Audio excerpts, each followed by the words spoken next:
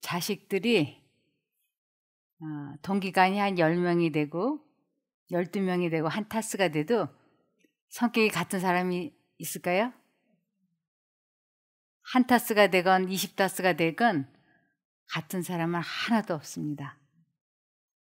그런데 왜 그 다양성이 있는가에 대해서 하나님께서 그렇게 정하셨기 때문이다라고 말씀을 하셨어요.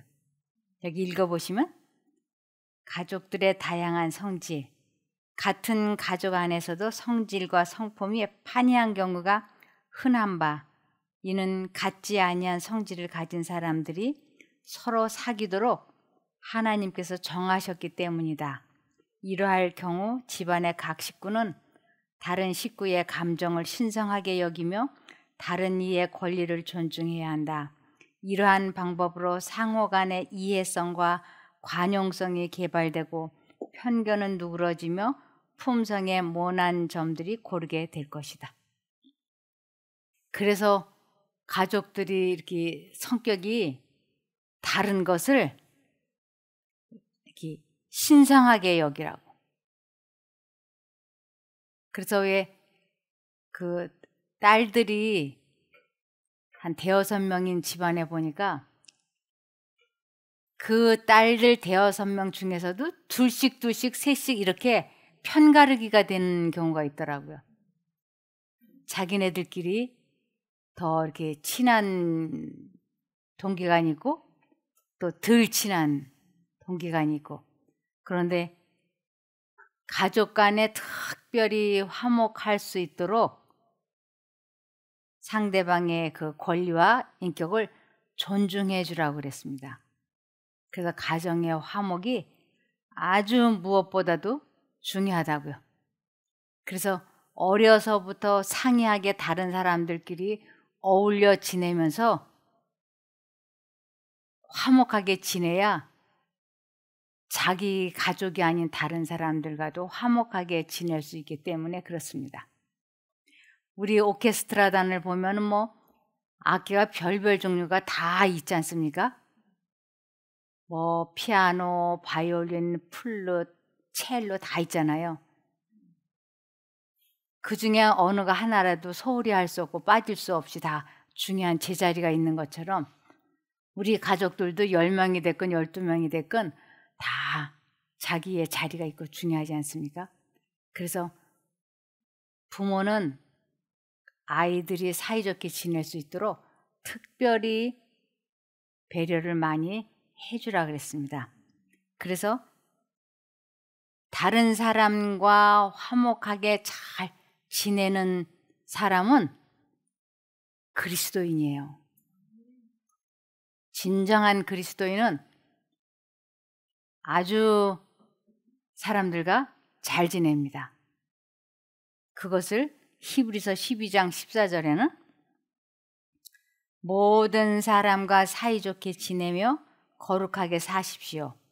만일 삶이 거룩하지 못한다면 결코 주님을 만나지 못할 것입니다. 이것은 내가 거룩하게 되면 하나님을 만나는 것인 줄로 생각하는 분들이 있어요.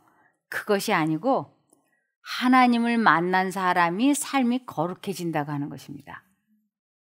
이 거룩해진다 그러면 사람들이 좀 말도 안 하고 좀 이렇게 뚱하고 좀 옷차림도 좀 이렇게 좀 치렁치렁한 무슨 옷을 입고 그런 느낌이 들잖아요. 그런데 성경에서 말하는 이 거룩은 사랑이에요. 예수님의 품성이 사랑이시잖아요. 그래서 예수님은 거룩하시다. 거룩 이렇게 말씀하시는데 하나님은 사랑이시기 때문에 모든 사람과 거룩하게 지내십시오. 이런 것은 모든 사람들과 사랑하며 지내십시오. 화목하게 지내십시오. 그러려면 누구와 관계를 가져야 되느냐면 사랑이신 하나님과 관계를 갖게 되면 그분의 능력을 받아서 다른 사람들과 화목하게 지낼 수 있다는 것입니다. 그러면서 부모는 특별히 아이들의 성격을 연구해 보라 그랬어요. 각인의 마음과 성격을 연구하라. 세상에 태어난 모든 자녀는 부모들의 책임을 증대시킨다. 부모는 그들의 성질, 성벽, 품성의 특징들을 연구하여야 한다. 그릇된 성벽을 억압하고 올바른 감명과 정확한 원칙을 북돋을 수 있도록 하기 위하여 매우 신중하게 부모들의 식별력이 교육되어야 한다.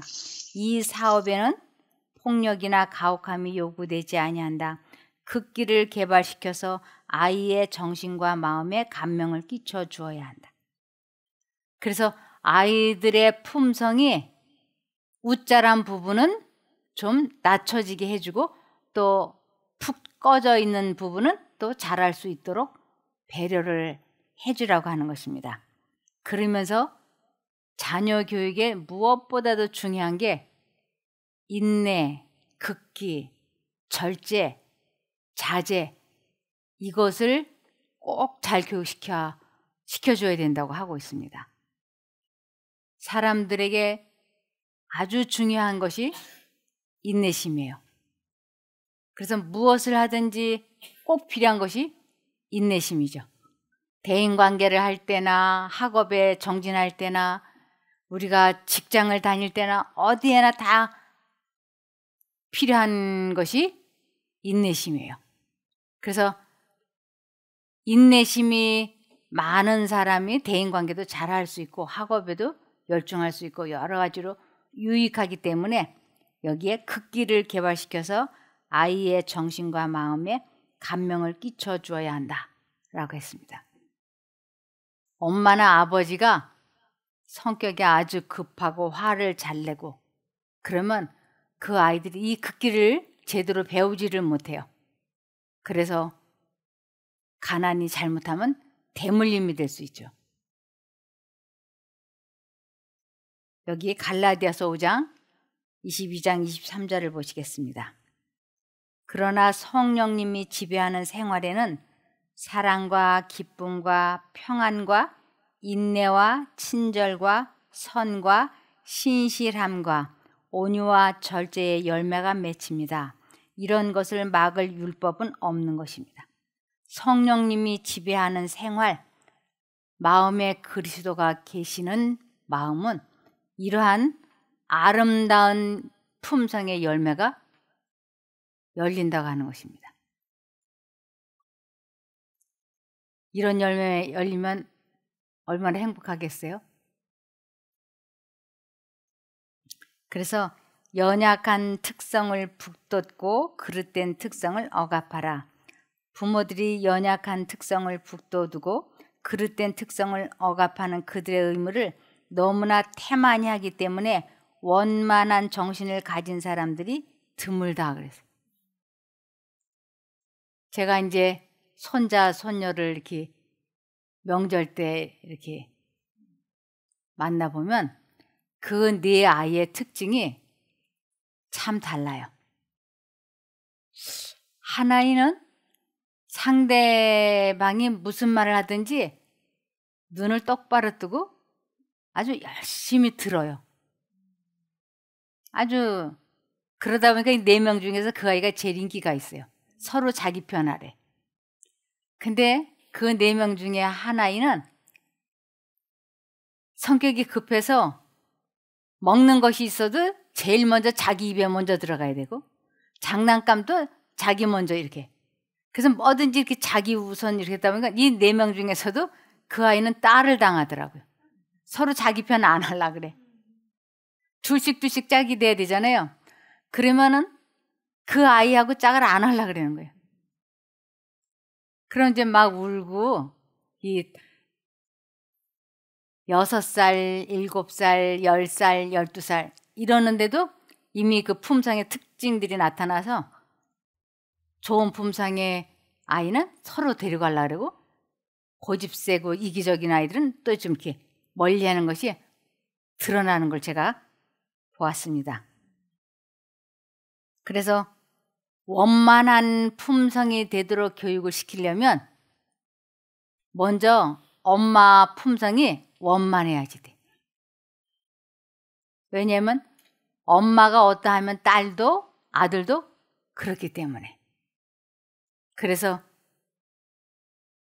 엄마가 차분하고 부드러우면 그 집 아이들이 대부분 이렇게 닮아가요. 아빠가 좀 부드럽고 너그러우면 또 그 집 아이들도 또 너그럽고. 제가 결혼을 하고 얼마 안 돼서 아, 내가 참 좋은 집안에 시집을 왔구나 이렇게 느낀 사건을 제가 들은 적이 있어요. 그게 뭐냐면 옛날에는 이렇게 대문에 보면 이렇게 대문을 이렇게 열고 닫고 그러잖아요. 큰 대문이. 근데 그 대문에 옹이가 요만한 게 있었다 그래요. 그렇게 손 하나가 들락거렸습니다. 그 손을 안으로다 집어넣고 어떤 사람이 이제 이 대문을 열고 들어오는 도둑이 있었던 거예요. 그래서 이제 그 옹이에다가 손을 넣어서 대문을 막 열으려고 이렇게 했는데 그걸 누가 봤냐면 저의 시아주버니. 그분이 화장실, 옛날엔 둑간이라 그랬잖아요. 그 둑간에 앉아가지고 이렇게 보니까 대문으로 지금 도둑놈이 손을 넣고 들어오려고 하는데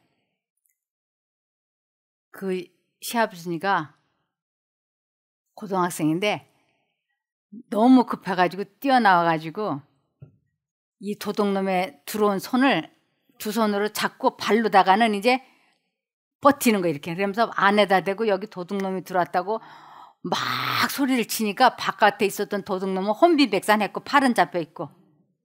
그러니까 이제 저희 시아버지하고 이제 형제들이 뛰어나가니까 남자 손이 이제 이렇게 옹이에서 들어온 거야. 그랬더니 저희 시아버지가 상황을 이렇게 보시더니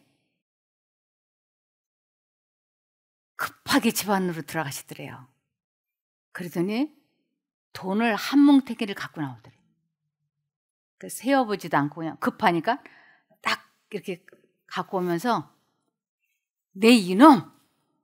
이 손을 당장 잘라버려야 되겠다. 칼을 갖고 와라. 이러니까 이 사람이 막 죽는 소리를 할 거 아니에요? 그런데 이렇게 막 잘못했다고 이러는데 거기다 돈을 이렇게 딱 해주면서 이놈 잘라버려야지. 그리고 손을 놔주니까 기절초풍을 해서 빼지 않겠어요? 이걸 자꾸? 그리고는 도망가게 해주었다고.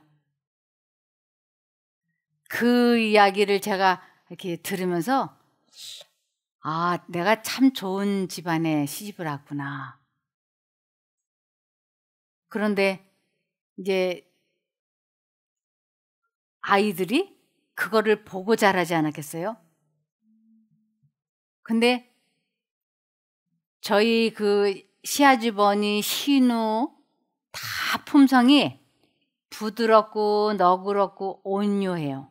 아주 온화해요. 제 남편도 그중에 이제 막내인데 살아보니까 천성적으로 이 사람이 부드러워요. 그래서 그게 왜 그런가? 내가 부드러워야지, 온화해야지 해서 되는 게 아니고 타고나기도 타고나고 보고 자라기를 그런 걸 봐야 되겠더라고요. 근데 그런 걸 보지도 듣지도 않고 자라난 사람은 그게 흉내도 못 내죠. 그래서 여기에 보면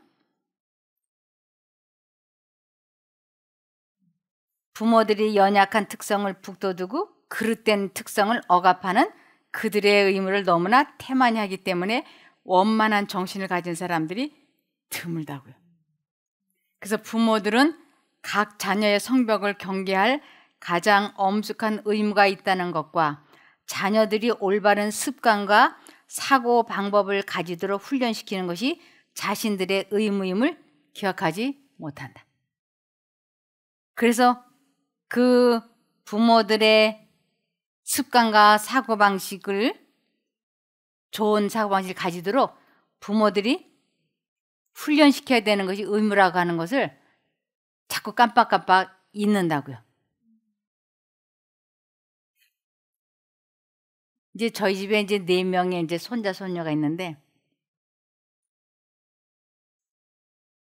한 녀석이 들고 나가기만 하면 두고 오는 습관이 있어요. 우산이 됐든 뭐가 됐든 들고만 나가면 잊어버리고 오는 거예요. 그래서 맨날 혼나요, 걔가. 근데 걔 동생은 저 엄마가 그래요. 절대로 잊어버리는 법이 없다는 거예요. 얘는 절대로 잊어버리지 않는다고. 그래서 믿는다 그래. 그래서 어느 날 제가 이제 봤어요. 그런데 얘가 저희 집에서 놀다가 이제 자기 집으로 가는데 하나씩 두씩 착착 챙기는데 깜짝 놀랄 만큼 잘 챙겨요. 머리 하면 마스크를 이렇게 챙기고, 그 다음에 이렇게 하고는 지가 옷을 또 챙겨 입고, 바지 주머니, 그러면서 칫솔까지 다 챙겨가요. 양말까지 아주 남김없이 챙겨가요. 그러는 애가 있는가 하면 한 아이가 왔다 가면 막 책가방도 두고 가고 뭐 이것도 두고 가고 저것도 두고, 그래서 제가 그걸 다 챙겨가지고 걔네 집을 다시 갔다 와야지 돼.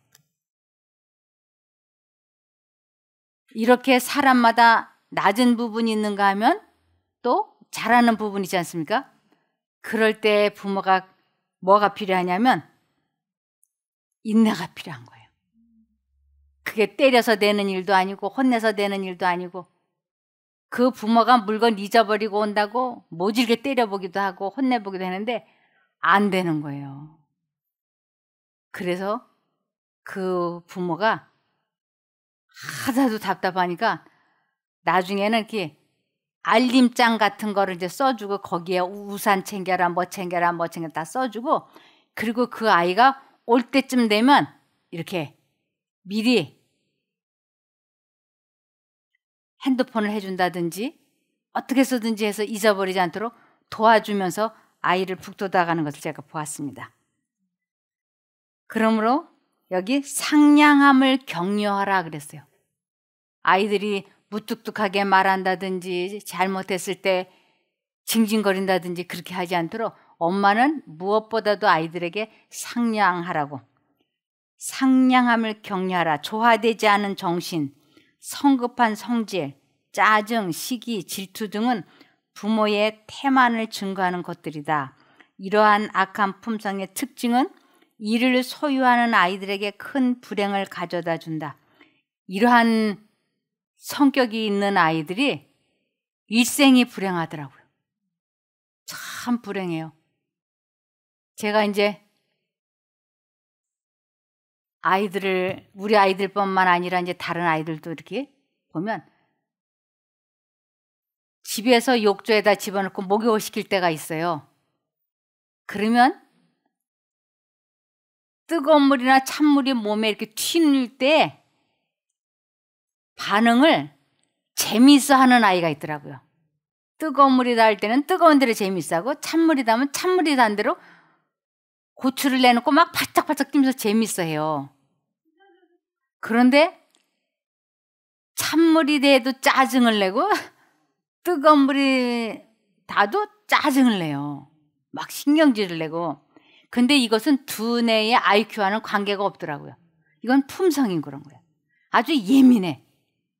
그래서 저 아이가 저렇게 커도 나중에 괜찮을까 하는데, 항상 재미있게 흥미있게 했던 아이들은 커서 대인관계를 참 잘하더라고요. 이미 초등학교, 중고등학교 들어갈 때 아주 인기가 많아요. 재밌어해.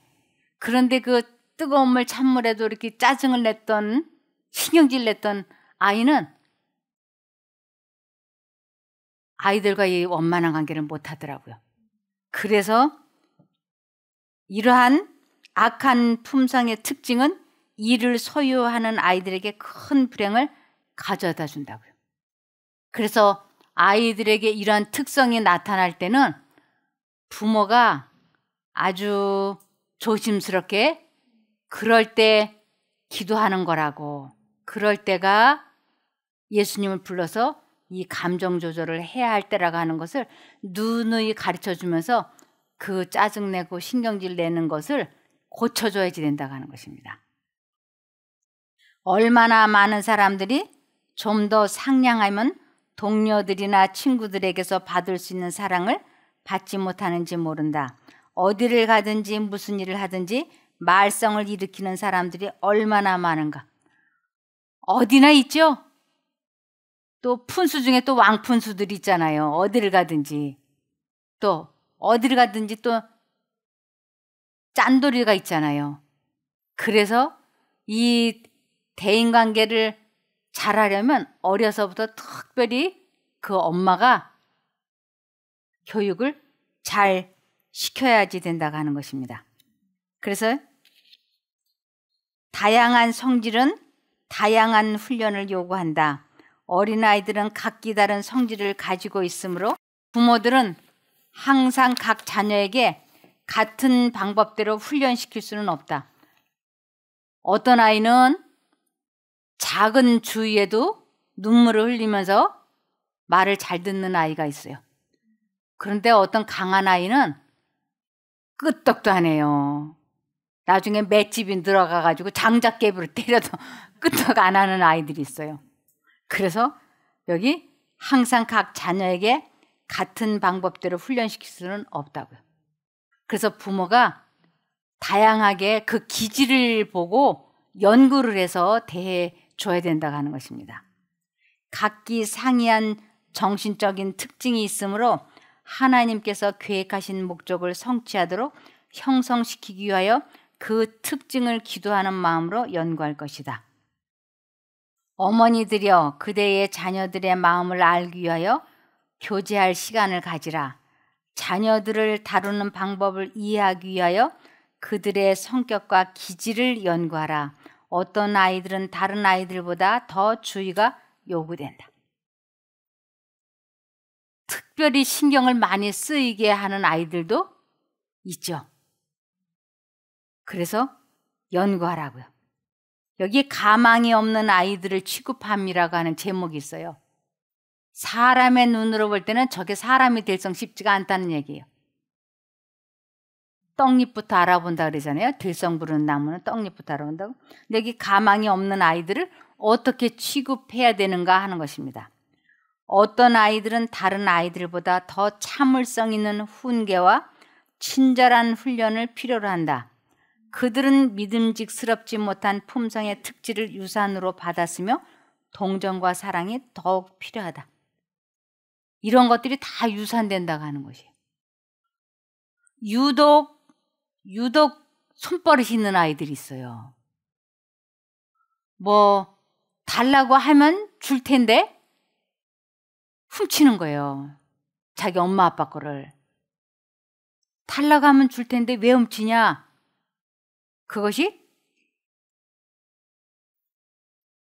그게 사단의 음성에 귀를 기울이는 습관이 어려서 생겨서 그래요. 그래서 참을성 있는 노력으로서 이 변덕스러운 아이들이 주의 사업에 참여할 준비를 갖출 수가 있다. 만일 그들을 깨우쳐 준다면 기대를 많이 가졌던 자들보다 훨씬 앞서 그 직책을 감당할 수 있는 아직 개발되지 아니한 능력들을 소유하고 있을는지도 모른다. 그대에게 특수한 성질을 가진 자녀들이 있다면 이것 때문에 실망의 그늘을 그 자녀들의 생애에 던지게 하지 말라. 관용과 동정을 나타내므로 자녀들을 도와주라. 품성의 결함을 극복하도록 온유한 말과 친절한 행위로서 그들을 격려하라. 이 거짓말을 조금만 위기감이 느껴지거나 무섭거나 두려우면 아주 순간적으로 거짓말을 한다든지, 또 아주 작은 일에도 화가 나면 못 참아서 옆에 있는 사람을 때린다든지, 아니면 또 이 말에 절제를 못해가지고 아무 데 가서나 이 집안의 1급 비밀을 사람들 앞에 막 풀어버린다든지, 별별 약점들이 다 있지 않습니까? 그런데 그것을 고칠 수 있는 유일한 방법이 엄마들의 기도라고 하는 것입니다. 엄마 아빠의 기도와 생활의 모본을 보여줌으로써 웃자란 부분은 잘라내고 잘하지 않은 부분은 올라오게 해서 아주 원만한 품성을 꼴지어져 나가도록 도와줘야 된다고 하는 것입니다. 그래서 에베소서 6장 4절에 부모들에게도 한마디 당부하겠습니다. 자녀들을 너무 꾸짖지 마십시오. 또 잔소리를 늘어놓아 반항심을 일으키거나 분노를 품게 하지 마십시오. 그보다는 주님의 사랑이 담긴 훈계와 조언과 충고로 키우십시오. 그래서 연구해야지 돼요. 이 자녀 교육을. 밥만 해주고 옷만 해 입히고 학교에만 보내주면 교육이 되는 게 아니고 우리 아이들의 심리를 파악을 하고 그리고 그 아이들이 반항하지 않도록 분노를 품지 않도록 연구를 해서 교육을 시키라고 그랬습니다. 그대가 생각하는 것 이상으로 훈련시킬 수가 있다. 연구하면 어머니가 예수님을 사랑하게 될 때에 그는 즉시로 자녀들을 예수님을 위하여 훈련시키기를 원한다. 그대는 자녀들이 아주 어렸을 때부터 그대가 할 수 있다고 생각하는 것 이상으로 자녀들의 성질을 훈련시킬 수가 있다. 예수님의 귀한 이름이 가정 내에서 사용하는 말이 되어야 한다. 그래서 예수님을 끊임없이 엄마가 부르고 의지할 때 우리들의 아이들이 우리가 생각했던 것보다 더 잘 성장할 수 있다고 하는 것입니다. 그러니 얼마나 희망적이에요? 우리들의 아이들이 우리들보다 부모들보다 더 훌륭한 품성으로 자랄 수 있다고 하는 것. 그래서 아이들에게 모든 아이들은 의지의 힘을 깨달아야 한다 그랬어요. 이 의지의 힘을 깨달으라 그러는데 이 의지가 무엇인가 하는 것이 의지. 이것은 뜻을 정하고 어떤 일을 이루려고 하는 적극적인 마음을 의지라 그래요. 그래서 그 사람의 의지력이 강하다. 이것은 뜻을 정해서 어떤 일을 이루려고 하는 적극적인 마음이 크다라는 뜻이에요. 그래서 이 의지의 힘이 얼마나 좋은 역할을 하는지 몰라요. 의지는 사람의 본성 가운데 있는 지배력이며 다른 모든 기능을 지배한다 그랬어요. 내가 어떤 목적을 이루어야지 하고 뜻을 정하면은 아이들이 그 목적을 이루기 위하여 의지를 강하게 할 수 있다고 하는 것입니다. 예를 들면 저희 아이가 농구를 좋아했어요. 그래서 마당에다가 농구대를 만들고 농구공을 사서 농구를 하고 싶고 그 뜻을 어렸을 때 갖더라고요. 내가 농구를 잘하고 싶다. 그러더니 어느 날 그 농구공을 사기 위하여는 돈이 필요하잖아요. 그러니까 땡볕에 나가서 할머니가 하루 종일 땅을 파면 삽으로 땅을 파면 2만 원을 준다고 하니까 두 아이가 그 하루 종일 밭에 가서 땅을 파고 돈을 모으고 그러더니 농구대도 사서 걸고 농구공도 사고 그러더라고요. 이 사람이 한번 목적을 가지면 그 땡볕이건 뭐건 가리지 않고 일하는 모습을 볼 수 있었습니다. 그래서 여기 의지는 사람의 본성 가운데 있는 지배력이며 다른 모든 기능을 지배한다고요. 그래서 자기의 목적을 위해서 아이들이 정진할 때 아이들이 자신감도 갖고 성취감도 가질 수 있습니다. 의지는 취미나 경향이 아니라 사람에게 역사하여 하나님께 순종하게 하든지 불순종하게 하든지를 결정하는 능력이다. 내가 공부를 하겠다고 뜻을 정하고 그쪽으로 밀어붙이면 공부를 잘할 수 있어요. 그러나 나 이제부터 공부 안 할 거야 라고 뜻을 정하면 또 그쪽으로 또 꼴져 나갈 수 있죠. 그러므로 아이들에게 이 의지의 힘이 얼마나 중요한지를 가르쳐 주라고 하는 것입니다. 그러므로 잠언 20장 11절에 비록 아주 작은 아이라도 그 동작으로 자기의 품행에 청결하며 정직한 여부를 나타내느니라 그랬어요. 아주 6개월밖에 안 된 아이도 10개월밖에 안 된 아이도 자기의 뜻을 이렇게 동작으로 나타낸다고요. 10개월 된 아이가 기저귀를 안 차고 싶다고 하는 걸 어느 날 알았어요. 기저귀를 차면 귀찮다는 거를. 그러더니 그 10개월 된 아이가 절대로 기저귀를 안 차는 거예요. 그래서 기저귀를 안 차려면 이 변기통에 가서 볼일을 봐야 된다고 하니까 하더라니까요. 그래서 사람이 이렇게 어떤 목적을 가지고 있으면 해내요.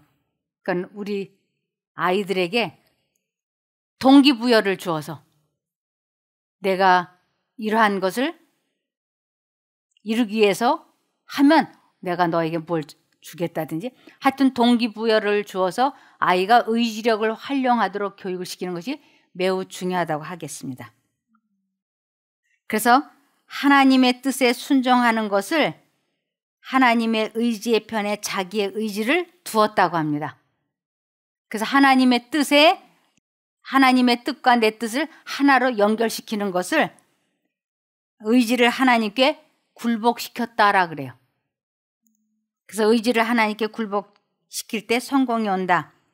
이성을 가진 사람마다 옳은 것을 선택할 능력을 가졌다 그랬어요. 인생의 모든 경험에서 하나님께서는 너희 섬길 자를 오늘날 택하라고 우리에게 말씀하신다. 사람마다 하나님의 의지의 편에 자기의 의지를 두고 그를 순종하기를 택할 수 있으며 그렇게 함으로 자기 자신을 하나님의 능력에 결합시켜서 아무 것이라도 그로 악을 행하게 할 수 없는 지경에 설 수가 있는 것이다. 모든 청년들과 아이들은 하나님의 도우심으로 성실한 품성을 형성하고 유용한 생애를 살 수 있는 능력을 가지고 있다. 이런 가르침을 가지고 아이들을 자제하도록 훈련하는 부모와 교사들은 가장 유용하고 항구적인 성공을 거두게 될 것이다. 그래서 자녀 교육에 있어서 가장 중요한 항목이 뭐냐면 자제예요. 인내, 절제. 이것이 없으면 공부도 제대로 할 수 없고 여러 가지가, 그러나 인내심이 많은 사람으로 키워놓으면 여기에 가장 유용하고 항구적인 성공을 거두게 될 것이라고 말씀하였습니다. 마지막으로 디모데 전서 4장 7절에서 8절을 보시겠습니다. 하나님의 진료하는 다른 어리석은 이야기를 하는 사람들도 있을 것입니다. 그러한 가르침에 솔깃하지 말고 오직 하나님을 섬기는 일에 스스로를 훈련시키십시오. 육체의 훈련은 약간의 도움을 주지만, 육체의 훈련, 이것은 사람이 결심을 해서 자기가 한번 해보는 훈련. 이제 1월 1일이 됐으니까 내가 담배를 끊어야지. 이제 1월 1일이 됐으니까 이제 지각하지 말아야지. 이제 1월 1일이 됐으니까 내가 공부 열심히 해야지. 이러한 결심들은 약간의 도움은 되지만 끝까지는 가기가 어렵다고 하는 것입니다. 육체의 훈련은 약간의 도움을 주지만 하나님을 섬기는 경건의 훈련은 모든 일에 유익합니다. 경건은 이 세상에서의 복뿐 아니라 앞으로 올 세상에서의 복도 약속해 줍니다. 그래서 우리 아이들이 하나님의 뜻에 순종하는 모범을 부모가 먼저 보여주고 아이들에게 그것을 따라하게 하면 우리 자녀들이 이 땅에서도 잘 될 뿐만 아니라 영생까지도 얻을 수 있다고 하는 것입니다. 꼭 그렇게 되기를 바라며 말씀을 마치겠습니다. 기도하고 마치겠습니다. 하늘에 계신 저희들의 아버지 하나님, 저희들이 아이들 하나하나를 잘 주님의 뜻대로 키우고 싶습니다. 그러기 위해서 저희가 먼저 하나님과 연합이 되고 주님께서 주시는 그 온유한 심령으로 자녀들을 돌볼 수 있게 도와주시옵소서. 저희들이 먼저 이 세상 것보다 제 우선순위를 하나님께 둘 때에 주님께서 주시는 그 평화로 아이들을 키울 수 있다고 생각을 합니다. 그러하오니 저희들 먼저 마음이 안정이 되게 도와주시고 침착하게 붙잡아 주시옵기를 예수님 이름으로 기도드리옵나이다. 아멘.